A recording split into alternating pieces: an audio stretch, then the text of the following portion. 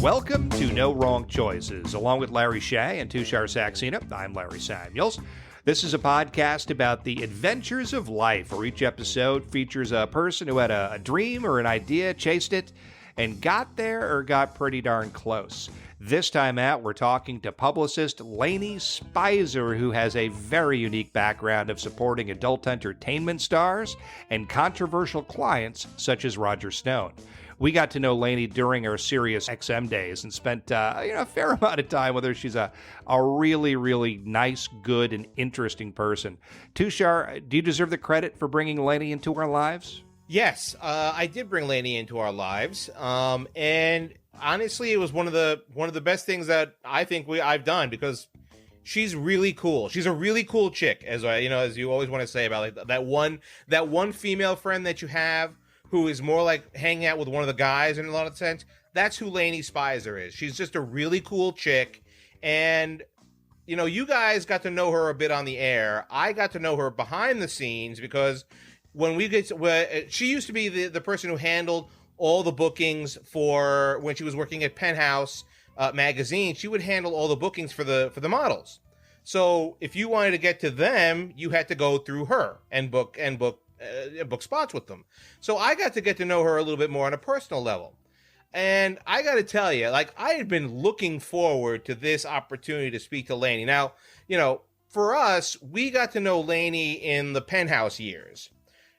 I am really looking forward to this because I don't know a lot of Lainie's history prior to that. So it's kind of exciting to me to have the opportunity to find out, hey, how did she get into the business? How did she get into this, what, I'll even say that during my own talks with her is that, she really is a specialized type of, she's got a very special set of skills is the best way to put it. She's got a very special set of skills, and not a lot of people do what she does.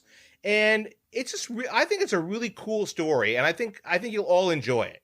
That's the one thing I'll say, is that you'll just enjoy listening to Lainie, hearing her story, and then just kind of learning about, how she got into the business she gets into. Yeah, and hearing about publicity, PR. I mean, I think it's a very mysterious field. Like, what do you need to do? It's not really a 9 to 5. Do you clock in? How does this work? You're just looking to get your clients from point A to point B and get as much exposure as you possibly can. It's a fascinating, mysterious field, and I think it's an important one in today's day and age. Full disclosure, Lainie was, I would often be on the air doing a show, and Lainie would bring her guests in, Penthouse pets or whatever they might be, and then we would finish the segment, and Lainie and the pets would be gone, and I would never even speak to Lainie, even though she's the one who was, bringing her guests in, etc. So sometimes, I got to know Lainie over the years. We had her on so many times, her guests on so many times. But yeah, I don't know Lainie's story. I don't know her background, where she came from. Was this a dream job? How she got into this field? But I do know, just from my experiences with her over the years, she's the best, the absolute best at what she does. And you could see that in the happiness of the people that she was with, right? Everybody always seemed very comfortable and happy, and she knew she was organized and she was in charge, and she was just so kind and so brilliant, and always remembered you, even those first couple meetings. Hey, Larry, knew who you were. Just, you could tell she's a people person, a relationship person. And I think these become key elements when you're talking about the PR world, the publicity world, and nobody, and I mean nobody, does it better than Lainie Speiser. Yeah, and building upon that sentiment, it's not an easy job, aside from trying to find opportunities for your clients. You also have to work with your clients and be a coach and be a cheerleader, and in some ways, manage conflict and manage difficult situations. And, as we'll discover, she has a very interesting roster of clients. She will spend a little bit of time talking about Roger Stone and what that dynamic is like. So without a doubt, Lainie is a very interesting person with a unique background who has a lot to share. So with all of that, here's Lainie Speiser. Lainie, thank you so much for joining us. Thank you guys for having me. I'm so excited to be here. This is great to have you. I mean, look, we haven't spoken to you in so long. I mean, this is kind of a reunion for all three of us. For sure. The three of us got to know you during our days at Sirius, and it was such Yep. I mean, look, it was such a great time to kind of get to. I mean, you were one of the very first people who were so open to, obviously getting your girls on the air with just shows, and so open to like allowing us that opportunity to speak to them. Well, look, before we even get into like, kind of that aspect of your career, I want to ask a little bit that you really do have a very niche type of expertise, is the best way to put it. You have that very niche type of expertise. Yes. Tell us a little bit about the story of like how and why did you go in that direction in your career? Well, like everyone else, I think, or most people, you start with one intention and you end up with something completely different. I graduated from School of Visual Arts with a BA in journalism, and my dream was to be kind of like a gonzo journalist, like Fear and Loathing in Las Vegas, and doing like Rolling Stone. You wanted to be Hunter S. Thompson, the female version. Yeah, absolutely. That was what I wanted to be, like the female Hunter S. Thompson, and do all the stuff. And I graduated, and I did my internships, and I should have known I was not going to be what I expected, because I hated all of my editorial internships like immediately. All of them. I interned for Spin Magazine. I hated that. I interned for, actually I did like the New York Press. I interned for them. They were very nice, actually. And then, you graduate, you look for work, and, come to realize that, entry-level editorial is for, trust fund kids, basically, people whose parents are helping them, which is nothing wrong with that, by the way. I just didn't have that. So, the job I would get, I'd go on job interviews for New York Magazine and, book publishing companies like St. Martin's Press and stuff. And, most of the salaries were like $16,000 a year. And, although this is the 90s, it's still pretty low if you want to live in the tri-state area, even with a roommate, et cetera. And you're paying your student loans. And besides that, I could tell by some of these interviews that I was just not going to fit in as editorial at all. I was way too friendly, and I smiled way too much, and everyone in editorial always looked like they wanted to shoot themselves in the head wherever I was at. Everyone was so like, why are you guys so upset for? Jesus, what an endorsement for the field. At all. Go into that field. It really is. I got to tell you, like, all these articles that people read are all written by miserable bastards. It's true. It's a good thing that you did get it. You saw it early on. I could tell they didn't like that in editor. So, I'm looking at it, temping and whatever in between. And I get a call from one of the many, many, many, job ads that I read in the New York Times. All I want to do is work for a magazine. And a magazine called me back called Gallery Magazine. And I was like, oh my God, that's so great. Like, I'm thinking Gallery Guide. I must have answered an ad for some art magazine. Great. I didn't remember. And as we're talking, she says to me, do you know what this is? And I said, yeah, of course I know Gallery Guide very well. She's like, no, it's not that. And I was like, okay, what is it? And she said, it's a men's sophisticate. And I said, like, Esquire? No. I was like, what is it? And she's like, I don't know, like Playboy? And I was like, oh, I said, that's okay. Yeah, sure. She goes, you don't have a problem? And I said, no, not at all. Okay, so I went to the interview, they gave me the magazine. It was not quite like Playboy at all. It was, meaning that was the G-rated version. It was, I would call it very much like the poor man's Midwestern Playboy. Like, our big thing was the girl next door of the month, like Playmate, like a Playboy Playmate of the month, except these were women from like all over the country sending in like Polaroids. Literally, this is before, digital and all that stuff. We literally got, tons of Polaroids in the mail. Like, I wish we had done a special on the ones we rejected to even publish, because there were some really nasty ones. When I went on that interview, I remember at the time I was living in Williamsburg with the guy I was living with, and I said to him, I'm getting this job. This is the one. I felt comfortable right away. They seemed to like me right away. I have zero. I had zero experience doing publicity. I just, had no experience. The only experience I had is we had to take a mandatory PR class our senior year of college, and all of us journalism kids used to make fun of publicists and promo people all the time. We thought they were like scum. And yeah, I got the job. I got a call literally the next day and said, if you want this job, it's yours. And I went at it, and I spent, it was a whole porn company. It wasn't just gallery. It was this very, very extreme magazine called Fox, very hardcore magazine called Fox. And I think we had a couple of specials also. So I ended up working for this company for 10 years.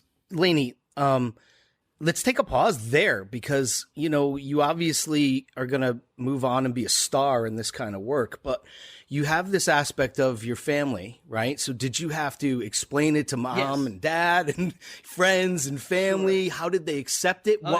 So at this point you get this amazing opportunity and you're going to jump on it, but I'm sure. So what are you thinking? And I get this. About that other aspect of like the relationships, and how am I going to explain what I'm going to try to do for a living to my family? I think it's a pertinent thing. Well, it is. And first of all, it's hard to even describe to anyone what PR and publicity is, no matter what your product or person is, period. People don't know what PR means. They're like, what does that mean? I promote you. Well, what does that mean? That already is, people don't get it. And then to bring in porn in the mix. Sure. So I wasn't living at home anymore, but I visited every week. And my parents are, they're not from this country. My mom's from Morocco. She came here when she was like almost 40. My dad's from South America. Think of porn very differently there. And, they're also, my mom I was raised, a conservative religious Jew. I wouldn't say all the way like religious, but definitely religious enough that I went to yeshiva. We kept kosher, we kept the Sabbath, and religious enough. I bring this to my that sounds religious enough, as an extreme Reform Jew who hasn't stepped foot in a synagogue in decades. That sounds very religious enough, so to speak, right? It was religious enough. Like when we were out of the house, we ate whatever we wanted. I admit that. Like if I wasn't home, my mom didn't kill me if I got a cheeseburger, but but not in the house for sure. And so I brought the magazine. I brought Gallery home. I did not bring. I was never going to show them Fox ever because it was just woof. A bridge too far, as they say. A bridge too far. Yeah. And I explained, this is where I work now. And my mom for like 3 months was convinced that this was some sort of weird way to try to get me in the magazine. Oh, no. Which I was like, doesn't make sense. It's like, okay, so they're going to go ahead and hire me and give me like, medical and dental and everything. Just so I'm like nude. And I said, no, I said, Mom, it's not like that. But it was very, they thought it, my dad said, okay, this is why I spent all this money on your education. I just remember that was what he had to say. And then he sees, my friends that he knew from that school working at the New York Times and working at PBS and all these great things. And, your daughter chose porn as, her thing. But you know what? They saw how happy I was right away. And my dad couldn't believe, I actually stuck it out. I remember him saying like 6 months in, he's like, how's the job going? My dad's a blue collar dude. And he's like, how's the job? I said, good. And he said, well, he goes, they've kept you, so I guess they like you. All right. That's cool. I mean, that's got to be positive. Accepting way, right? That's cool, Dad, right there. Yeah. Yeah. So I guess they like you. And my mom, I did have my name in the magazine and the masthead, and they definitely liked that, and they were pretty cool about it. I have to say, surprisingly so. That is very, very cool. So you're in, and you're now developing a new skill set, so to speak. So what was your role at the magazine, and what did you learn from that, and how did you then leverage that into your next opportunities? Well, I mean, the first few years was just me being an assistant and just doing grunty type work. We had, let's say, this is, again, the 90s. Internet is still, it's there now, but it's not like the Google is still not there yet. We're starting. So they had I had to do research for all the radio, because that was where we mainly did our PR for especially Gallery magazine, because they did, let's say they said Girl Next Door of the month. Let's say it's Mary Jane from Cleveland, Ohio. So for that month, the guy above me would be pitching radio shows. I would have to update their media lists, and you couldn't do that except by calling back then. And it was a huge job. They give me an old radio book that was from 4 years ago. So how you guys know more than anyone how, names change in radio. I know that book. Yes, BPI was yes. It was called yes. BPI. I remember that. The BPI book. I used to go through that BPI book, but state by state, city by city, and I had to find out who was their program director, who was did they have a morning show? Yes. Do you have guests? Yes. Who's the booker or producer? I had to find, same thing. Do you have a drive time show? I did this all day. Of course, I didn't say it was from Gallery magazine. They never tell me. So I made up a company name. I said, this is Lainie Speiser from NPC in New York. I'm updating my media list, and I wanted to know, is John Smith still the morning show producer? Wow. No? Oh, who is? It's legwork. That's a lot of legwork right there, yeah, right? That's a lot of grunt work. Yeah. Do you remember what the acronym stood for, NPC? No, I just made that. So there wasn't a hidden meeting attached to it. It had no meaning. I just thought it was NPC. And not a single radio station ever asked me, hey, what does NPC stand for? Exactly. A couple of times someone go, you're from where? And I'd be like, I'm from NPC in New York, and we're a media company. No people clothed. Oh, okay. Yeah, I didn't say it was from. And back then, so I had to do that. And I swear to this day, I know every area code by heart. Yeah, because of doing this. 717, that's Harrisburg, Pennsylvania. 818 is Los Angeles. 310 is also Los Angeles. I know it all by heart. It's engraved. I don't remember anything I learned in school. Of course. So how long were you over at Gallery for? I worked for that company, working for Gallery and Fox for 10 years. And then, eventually, the guy above me is leaving. So my boss, who's, it was a director, a manager, and an assistant me. And the director then decides, okay, I want to put you on the phones now and have you start pitching, these, to have the girls on the show. And, that was, again, no emailing, no texting. I had to call, or I would fax, press release with a picture, and then I would follow it up with a phone call and say, hey, this is Lainie from Gallery. Did you get my fax? And sometimes I got a nasty fax back that said you should be ashamed of yourself. Oh, geez. That happened a few times, but people were starting going, oh, yeah. And then I started meeting real radio people that people know, now, even Bubba the Love Sponge. I was booking on his show since the 90s. Wow. I remember getting friendly with them. When Opie and Anthony were still in Boston, wow. I booked on their show all the way back there. Howard Stern, obviously, that was the, holy grail at the time. But I think I started booking with them from starting, I'd say the late 90s. It seems the fellas never make that list. Every time we have these conversations, the fellas never makes this list. No, that was after I got, once I became something, then I met you guys. You wouldn't have even looked. Oh, right. Oh, please, are you kidding me? My God. I don't know about that. You would have been like, Gallery. What the hell's that? Fax. What the hell is a fax? So, Lainie, as you're booking these people on the shows, what is your role? What is your interaction? Are you going into the studios, and did you then have to manage some complicated situations? How does all of that stuff work?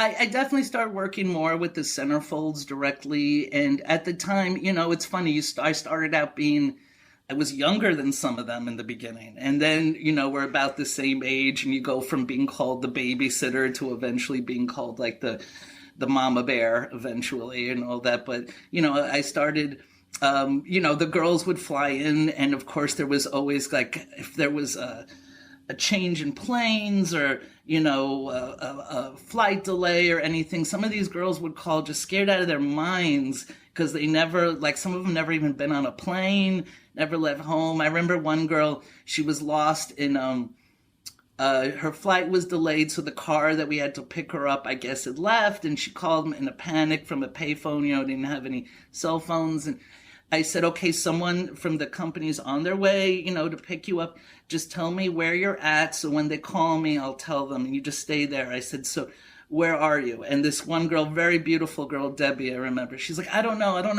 And I said, it's okay, Debbie. Just, just I'm going to be on hold. Turn around and ask someone where you are. Okay. And she was like, okay, hold on. And I just hear him yell, where am I? That's it. Just screaming out loud to anyone who would listen. Oh my God. That's hilarious. Like, it was stuff like that. I've had some girls where they, like, night before the shoot, maybe they got nervous and, took a Xanax or two with some, like, white wine, and I wouldn't open their door, and I had to, like, call security to come and open it, and I had lied and said I was the sister or something, and had to, like, wake her up and, like, no, you're getting up. We have to be at the shoot in an hour, like, dragging them to a shower and putting on cold water and, making sure she gets to that shoot. This is the Lainie we experienced, is this, you kind of shepherd them through this process, right? You're there to protect them and get them through and keep their confidence up and make them happy and everything. Do you think that has to be instinctual to a PR position? Is that part of the job requirement? Or, we know you, and it just feels like you are mother hen and you go right above and beyond the call of duty. Is it essential to be in PR, I guess? I definitely do. I mean, it doesn't matter, even if you're not repping porn stars, you don't think actors and writers and all those people, especially when a lot of people, they're doing publicity because their publishing company is making them, their record label is making them, whatever, and a lot of them don't even want to do it. And you got to kind of psych them up to do it and do a good job. And it is kind of like, semi, mother, friend, auntie, teacher, whatever, in each situation works. You kind of have to, you have to make it like this is going to be a lot of fun. You want them to know, like, we're going to have a great time. We're going to run around the city together. We'll get some lunch. We'll go meet these people. It'll be so good. And all that. You kind of have to be a little cheerleader. Otherwise, like, they won't care, because a lot of people who are doing it, even if their company is making them do it, let's say most people are not getting paid to go out and do this. Most writers, their publishing company isn't saying, we're going to pay you to do a publicity tour. They just say, get your asses out there. We want to sell books. Right. As a publicity tour. So I think you do. I definitely think you do. And I think that's why there are, I'd say, probably more female publicists and PR people than men. Yeah. Because I just think it's more of a woman's job. And I have no problem being sexist and saying that. Even if a guy is a gay guy, I don't even think it's for a gay guy. I think it's just best for, I think women do it. Is that why you think so? Just because the patience. I was going to ask you to expound on that. You think it's the patience that allows them to handle it? It's definitely the patience. Interesting. Yeah. You got to have a lot of patience. And hey, it's not like I have endless amounts of patience. I can go from 0 to like 1,000 very quickly if you've been trying my nerves and all this stuff. Like I'll definitely I definitely have a cap on my patience. But I think women, as a rule, and obviously there are examples of that say I'm wrong, but I think women as a rule are more patient than men. All right, so I mean, look, you've kind of covered a ton, and I think the one thing I want to get an impression, because it sounds like you had a lot of fun. It sounds like you had a lot of fun. It was. Especially the early part of the career. Especially the early part of the career. It sounds like it was a lot of fun. Oh, it was so much fun. Like, I remember once I was really, eventually from there, the last position I had at this company was as a director. And it was great. I was ordering merch. I was going to spring break with the centerfolds. I was going to what's the motorcycle one? Sturgis. In August. Sturgis. Yeah. I'd gone to Sturgis for years. I go to Sturgis with the girls. These are These are perks. places where, like, not just Playboy and Penthouse used to go, and even Maxim used to go for Super Bowl. That was a big deal. But then I went on my first, the porn convention in Vegas that I started going to. That was like wild the first time I went there. And we have it still, but they have all these rules now. But back in the 90s, like, it was Sodom and Gomorrah at that trade show, the porn trade. Seriously, it was like wild. The girls are at their, booths. It was just crazy. I'd be staying at the Hard Rock Hotel. But, that job eventually, magazines, as they start to get into trouble, especially, during like towards 2000, now everyone's starting to watch their porn, more online, and magazines are starting to fall off, and the company was getting into trouble with financially. PR is one of the first things that goes, because it's a luxury.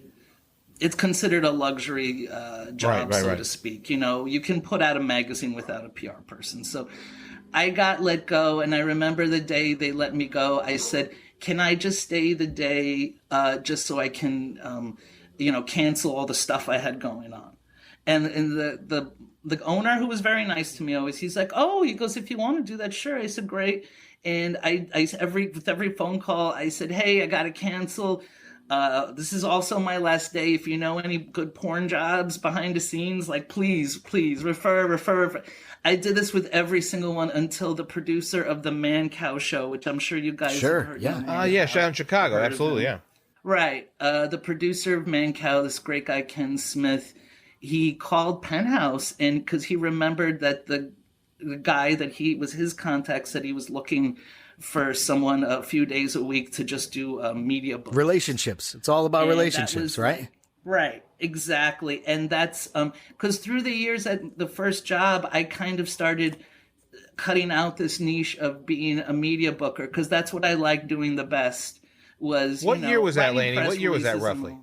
When I started working, when you made the move, my first day there was November 1st of 2001. Okay.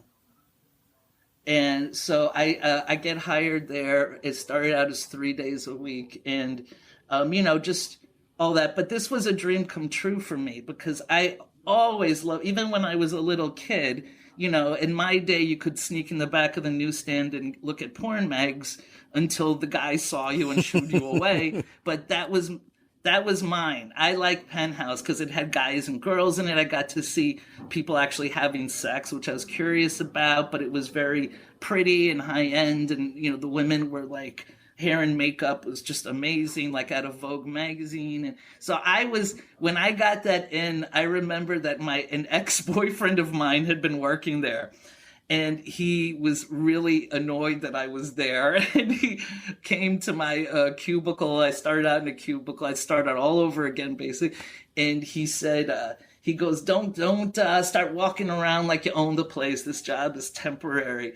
And I said to him, oh, yeah? I said, in a year from now, you're going to come over to this area and beg me to get you in a party, and I'm going to remember what you said now, and I'm going to tell you to go fuck yourself. Good for you. I said, just remember that. And I happily did that 6 months later. I was, Bob, he was an amazing man, and he saw my work, and he fired the guy who hired me as a freelancer and gave me his Bob, I'm assuming you're saying is Bob Guccione, right? Bob Guccione, yeah. And Bob, like, who does that nowadays? Who does that? Nobody does that anymore. Very few. And Bob, even though he wasn't actually at our offices day to day, he did everything from his mansion in the Upper East Side, but he knew every single thing that happened in that office. He knew what everybody did. He knew everything, and he just liked my work and thought, like, why am I spending all this money doing? He used to also use an outside agency for years. He let them go as well, and saw that, this chick can do all that. Why am I paying all these idiots all this money? So that's when I started, and I got to do PR for Bob. The first 2 years of my working there was a lot of stuff to do with Bob. And he was just an awesome person. So, Lainie, did that create an opportunity for you to sort of branch out a little bit? So, if you were doing stuff for Bob, was it just about the magazine, or were there other projects, other initiatives where you were able to sort of expand your foundation a little bit? Oh, yeah. I mean, getting the job at Penthouse is like a baseball player getting a job in the big leagues. It's everyone, like all these media contacts that I had, back then it was a lot of Clear Channel. This is pre-Sirius XM, to what it became. And a lot of them wanted to work with me. They were like, Lainie, I like you. I want to work with you. But like gallery's just not a big enough name to do something great with you. Once I got to Penthouse, that's when they were like, I came up with this radio contest called Rock the Penthouse with Clear Channel that was nationwide. I got to work with New York Magazine. They put Bob on the cover of New York Magazine. I got to work with Rolling Stone. I got to work with all these people that I just did not, I knew people there, but I just did not have the product. And finally I did. And, back in the, early to mid aughts, like Penthouse and Playboy were still nothing to sneeze at. They were still, big people, and the magazines were, they were still porn magazines and men's magazines. And it really brought me into like a whole other league.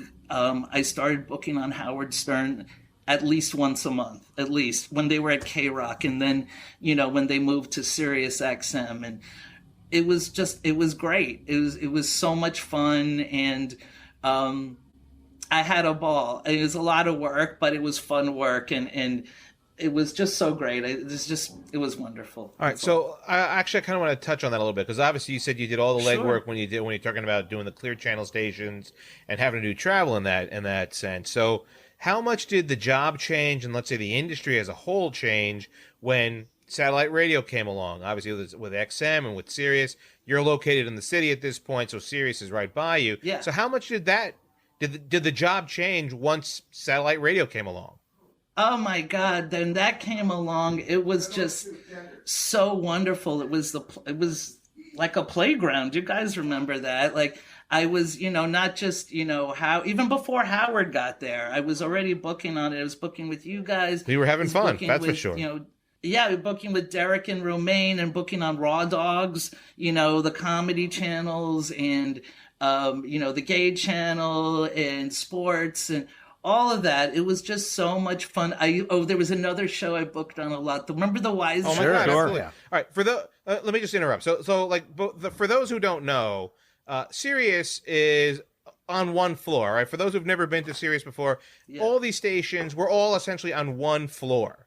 So it's a lot like going to your local mall. So next to OutQ is the sports studio, which is right next to where the Wise Guys are, which is right down the hall from the Stern Studios. So, you could essentially do like, as you would say, like you would have to do an entire, you're doing like an entire media blitz, but you're all doing it on one floor. You're not running all over New York City. You're just doing it on one floor. So you could cover like, thousands and thousands and hundreds of thousands of people in 3 hours. And glass studios, so you could see everybody too, right? Who's in everywhere. Yeah. Oh, it was so fun. That's when I got into, that's also when I realized how the urban markets and the hip hop channels like Shade 45, for instance, I realized what buying power those audiences had over even Howard. They still do, quite frankly. But rediscovering that. And then, as you guys remember from working there,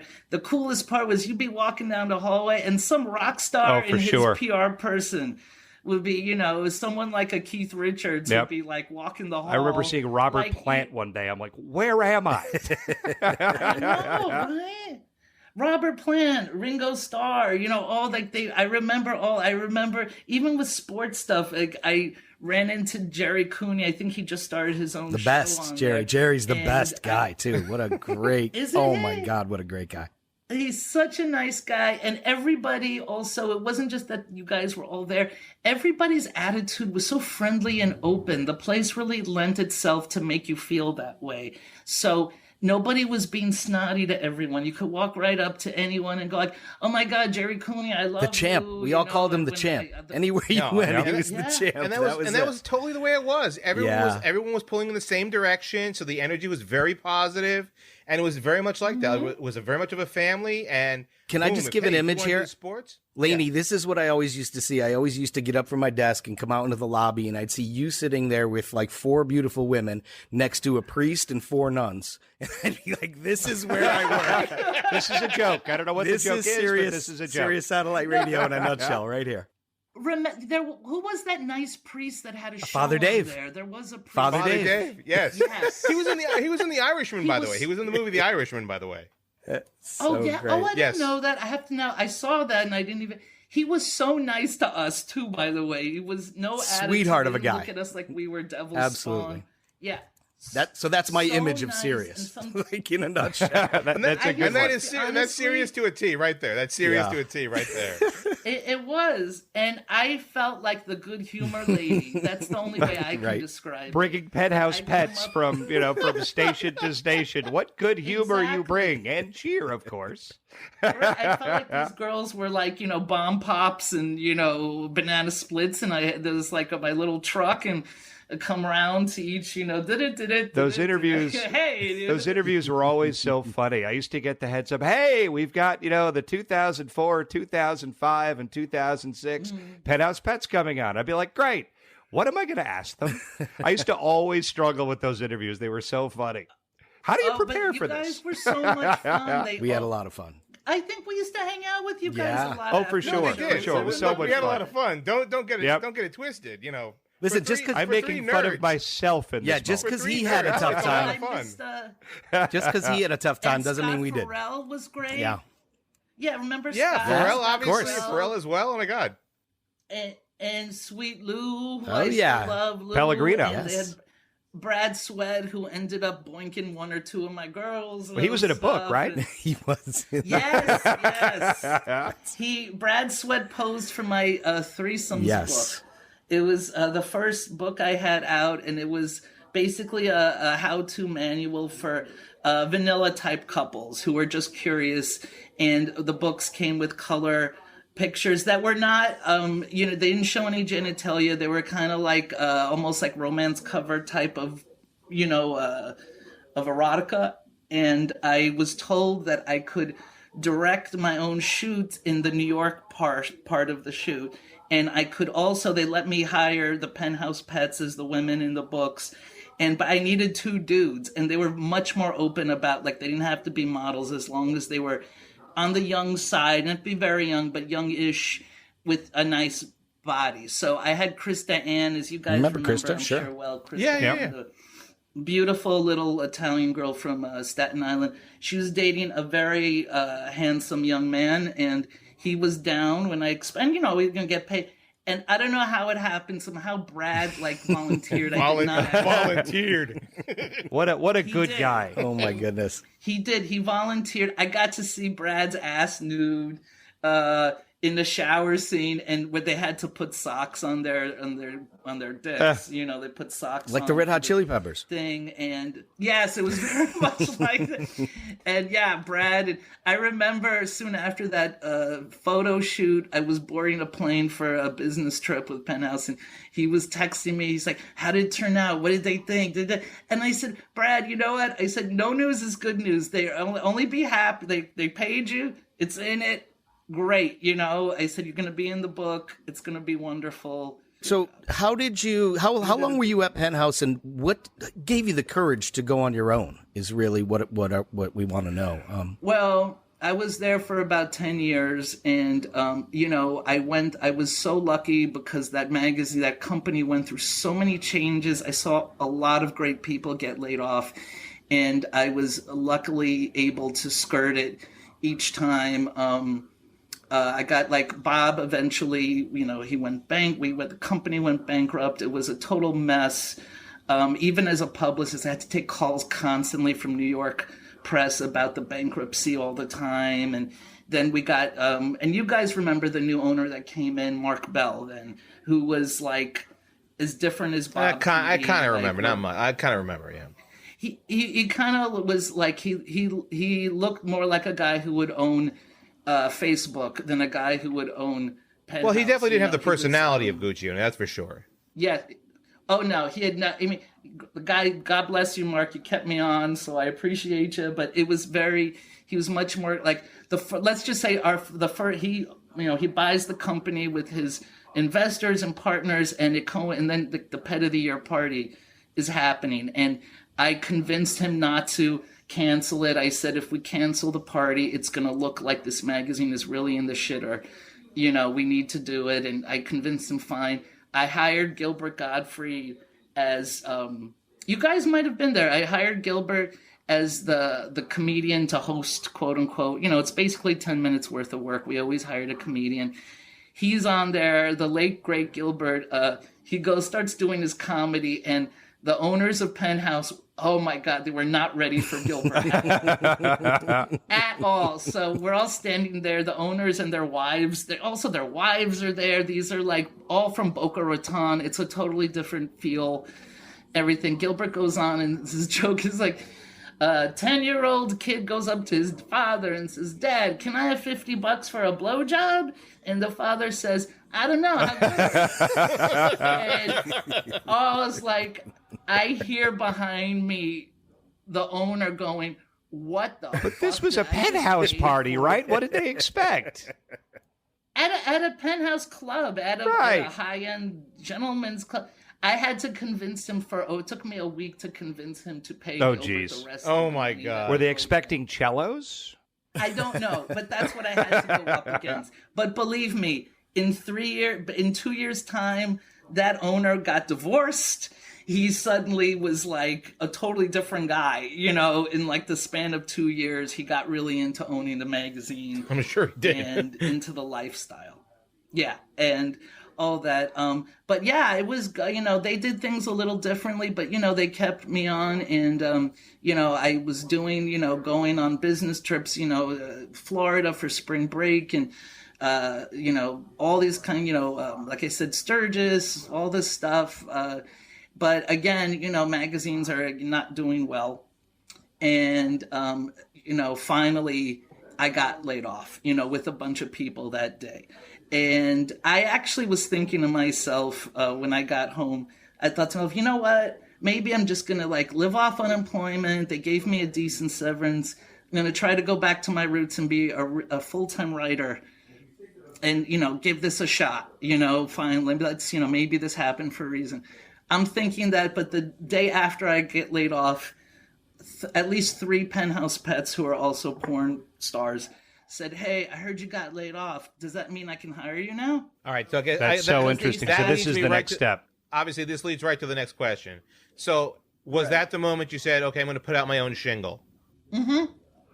I was like, what am I going to turn down this? How many people are so lucky that they just got laid off a job and you're getting offered jobs, freelance. And I decided, you know what? I'm going to keep this train rolling. And I just, the girls, when you do the same thing for 20 years, you hope people will know that's what you do.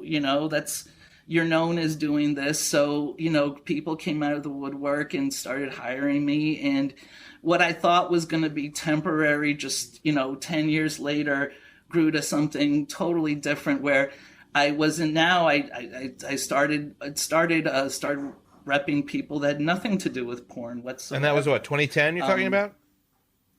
No, this was, I would say, in 2012, I started getting other types of people because one of my clients was a porn star who retired and moved to New York to do stand-up comedy full-time. And she hired me to do her PR, and the other comedians now are seeing like, oh, this chick is getting this person who just started in comedy on all these shows. Imagine what she could do for me, So then they started hiring me. The Roger Stone thing actually started. That's where 2010. I met Roger Stone in 2010 through the Manhattan Madam, Kristen Davis, who hired me to ghostwrite her memoirs right after she got out of Rikers. She's the one who had Spitzer's Girl, Client Number 9, and all this stuff. And when she was, we were doing PR, and she was, we had a section of the book I wrote in Penthouse, as a preview, and she meets Roger Stone in one of these news shows in the green room. They hit it off, and he convinces her to run for governor. Wow. In 2010.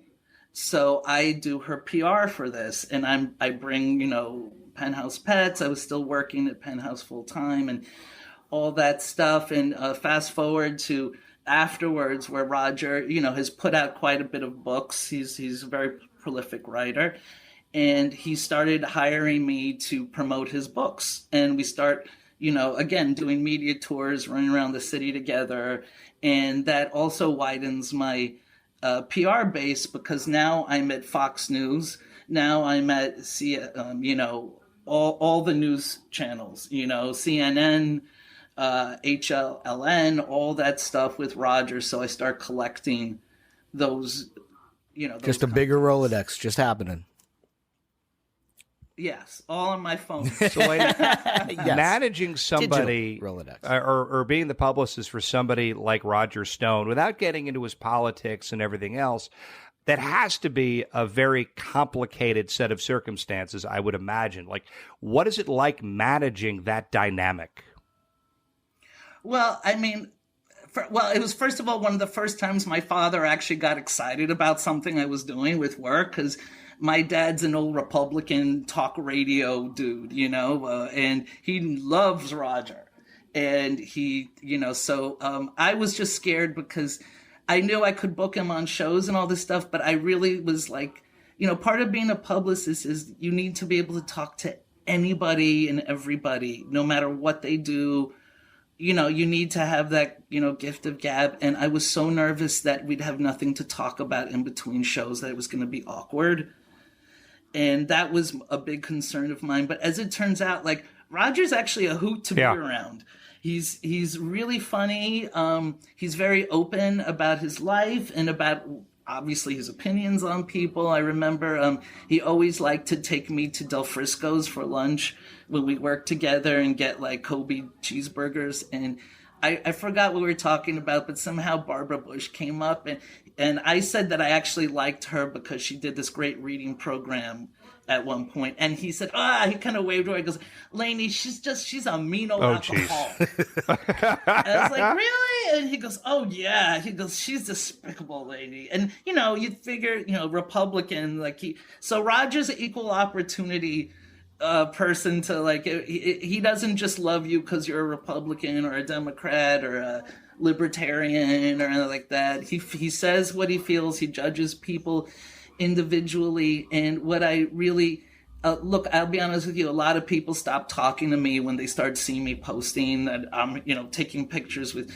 I think not that long ago I posted a photo of me and Roger somewhere, and I got such horrible feedback from people I know, like, what the hell's wrong with you? How could you shield for this person? And why? And don't you have any self-respect, or all this stuff? And I was like, this is my job. It's not like I'm running around town with like a known sexual predator, child molester or predator or whatever. And what I explained to them, what I loved about Roger is, I said, people like Roger don't usually hire people like me because of the porn stuff. And he's just a really cool guy. He did right by me. Before the shit really hit the fan with him, he was generous. He gave me very nice Christmas bonuses. When we negotiated my fee, for the month, I gave him a number, and he actually says, Lainie, we can do a little better than that. I'll pay you this. And I was like, wow, he's just a really nice guy. Do I agree with everything he says or acts? Absolutely not. And, there's more than one time I texted Roger and I was like, man, tone it down on that Twitter, Roger. Jesus. That's where I was headed. Like, how do you manage conflict? Like, is the role of a publicist to say, hey, you might want to turn this a little bit? It is. You can look, did I talk to him the way I talk to, a penthouse pet or a porn star? Absolutely not. No, of course not. I don't talk to him. But you're not going to mama bear a guy like that, right? I mean, you have to manage that person. You do. And, what I would say to him was, when he'd get kicked off, social media before he was kicked off for good, he would come to me and say, like, fix this. And I'd say to him, Roger, I can't fix what you do. Like, you need to tone it down, and you need to stop insulting people and calling, you big fat pig or your whatever. Like, you got to tone it down. And then he'd say it wasn't him, it was someone else who did it on his team. That feels familiar. Yeah, and I would, say to them, well, whoever's doing it, get control of what goes out there. They need to tone it down. Is it, I'd be so remiss if I didn't ask this question, because I'm learning a lot about PR and publicity with this conversation. Is it true that all publicity is good publicity? I want to say yes. I do. I want to say yes, although that's not always the case, but by and large it is the case, because if nobody's talking about you, you don't exist. Interesting. Very interesting. You don't. I wish that wasn't the case, but it really is. And honestly, bad publicity, people don't want to hear a great heartwarming story. If I had a heartwarming story that Roger turns out helped raise a bunch of inner city kids that he gave money to, let's say. I'm making up the, if I had a beautiful story with evidence that he did these wonderful things, nobody would care. It wouldn't hit the papers. It wouldn't. When he needed money for lawyers, and I helped him raise funds by booking him at a bunch of strip clubs across the country, then I was in Rolling Stone. Wow. Yeah, there you go. People don't. There you go. Then I got that. So have you become far more selective now when it comes to your clientele as to who you're going to rep? Look, obviously, you want to get as many folks on your roster as possible, but let's just say, for sake of argument, you said yourself that you got a lot of blowback for Stone when you posted up on your own social media. Is it more advantageous for you then to say, okay, I'm going to try and have less controversial clientele? No, I mean, like, people are funny. The people that you think a lot of times are going to be the most difficult people are honestly usually the most easygoing people. And the people that you think would be so grateful to you and the job you're doing for them are the people who think they deserve to be on the Tonight Show. They do. It's very interesting. I'm only selective because I'm a one-woman show. I've hired assistants here and there in the past, and honestly, it really didn't work out. It almost gave me more work because I'd have to explain that, I mean, and it was just easier for me to do everything by myself. So I can't take on 50 clients. It's not possible. I wouldn't have any kind of life otherwise. So I am selective that I usually have about 15 to 20 people, no more than that. And, if I see it's not working out with someone, I will say now, in the beginning, when you're working as, freelancer, you say yes to everyone because you don't know when your next paycheck is coming a lot. But at this point now, I've learned to say, hey, if you're not happy, what's the point of working for yourself if you can't do the things you want to do and do work for people you can't stand? So, a few times I have said look, man, this is not working out. Good luck to you, no hard feelings, but I just don't feel I feel like we have maybe a conflict of personalities or we see things differently, and every so often they'll come back and try to hire you again, and what I'll do in that situation is I usually bump up the rate. So they say no, so they're like, oh, I did that not that long ago with someone who wasn't in the adult industry, and he knew what I was doing. He got the message. That's very funny. He definitely knew. But I would say, I want to work with people who really want to do this and are committed, whether you're a rock star or a porn star, or I recently during the pandemic I started getting an influx of a lot of clients because of OnlyFans. And it was a really hot thing, and all these women were they heard about me, oh, I want to hire you, da da da.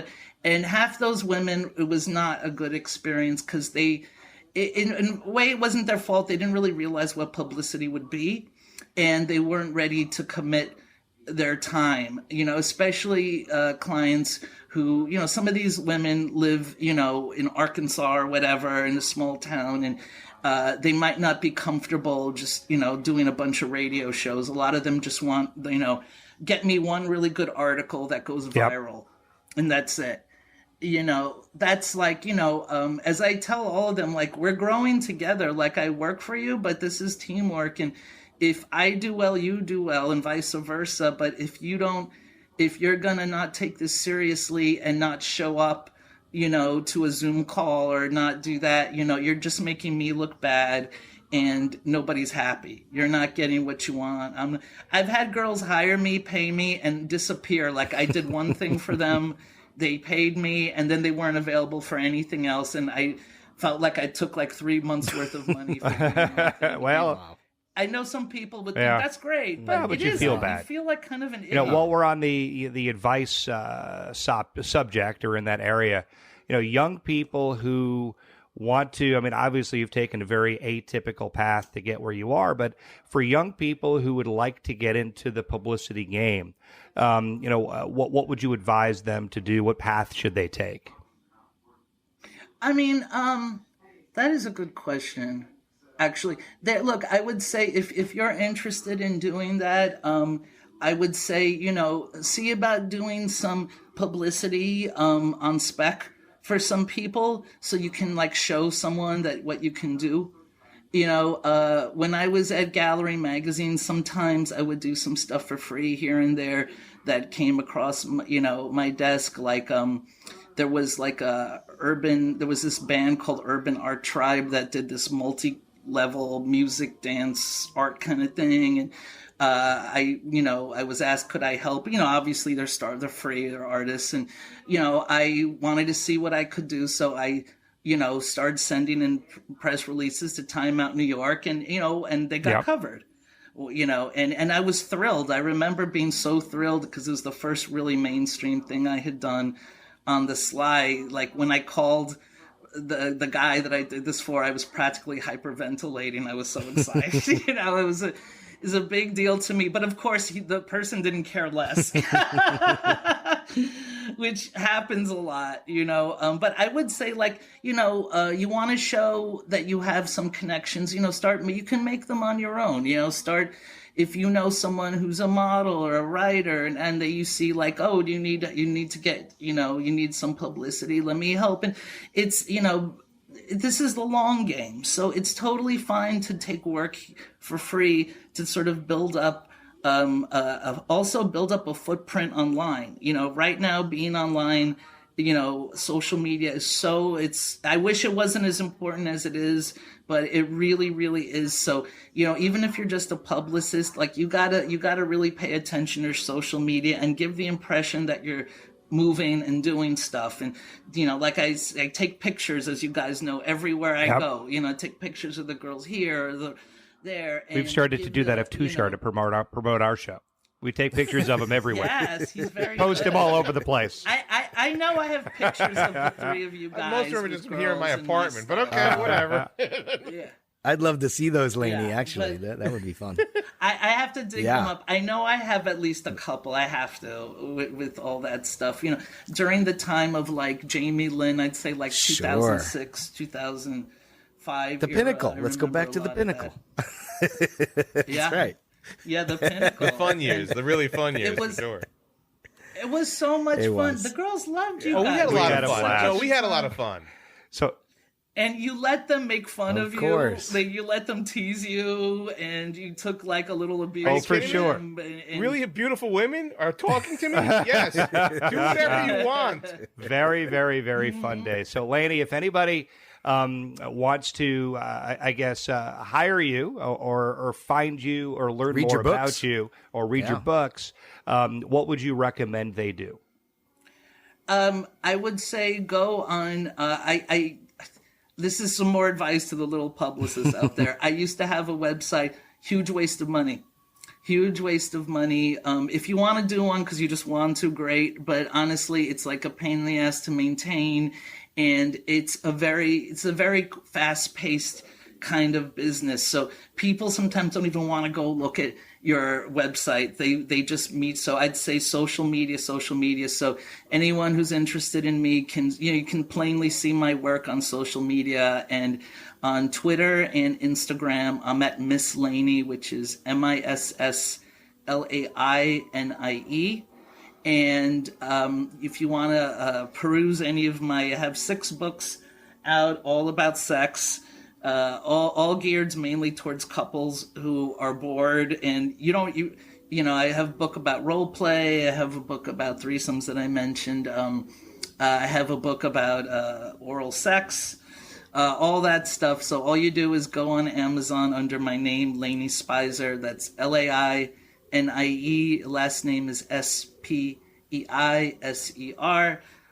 Put that on Amazon, and you'll see all my books. And we can promise you, all 3 of us, that Lainie is very entertaining and very good at what she does, and a really good person. Oh, thank you, guys. She's the best. As are She's you the guys. best. I want to bring I'm glad the band's back. We're having Yes. fun with this for sure. So hopefully we I'm might glad need a to hear publicist that. soon to find ways to get might. Tushare's picture Or you out on might the need internet. Some girls on your show. That's right. We might need girls, you might guys. Need some girls on your show. Oh my God, we're bringing the band back together. You just said something right. I'll send Tushar my list of There you clients. go. With links. Feel free to peruse. But you guys were always so great. Nothing good memories. Not one complaint from any of the girls about you guys. Not We one. were well Not one. behaved, That's a big guys. deal. Way to very go. good boys. We were very good Well boys. behaved. You talk to them like real people, and you let them be themselves. And you guys were always so good to them. So I wish you guys the best of luck. I think this is a great idea for a show. Wow, what an incredible conversation. It certainly lived up to all of my expectations. And, leading into our outro, I do need to share that I was so proud of a question that I had put down for this interview that I didn't get to ask. How did you cross into the world of psychics? And more importantly, were they expecting you? I'm really bummed that we didn't get to ask that question. I was so proud of my comedy writing.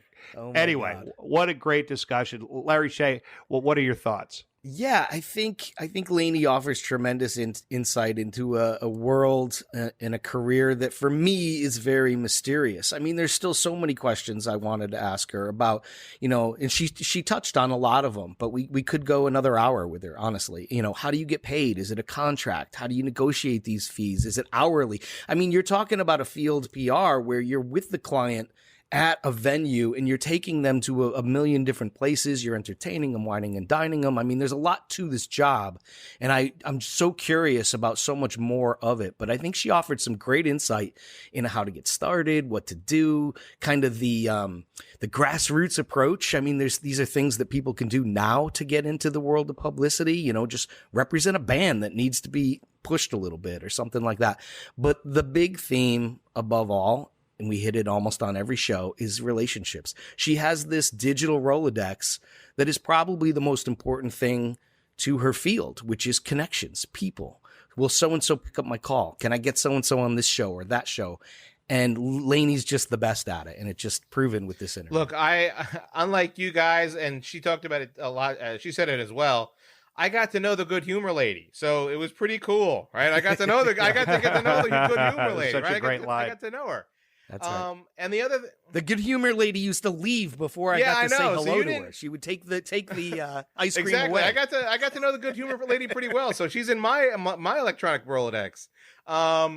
So I mean, it's not just a matter of contacts, right? I mean, it's always yes, relationships is obviously an enormous part of what we're doing here. Obviously, it's an enormous part of what we do here.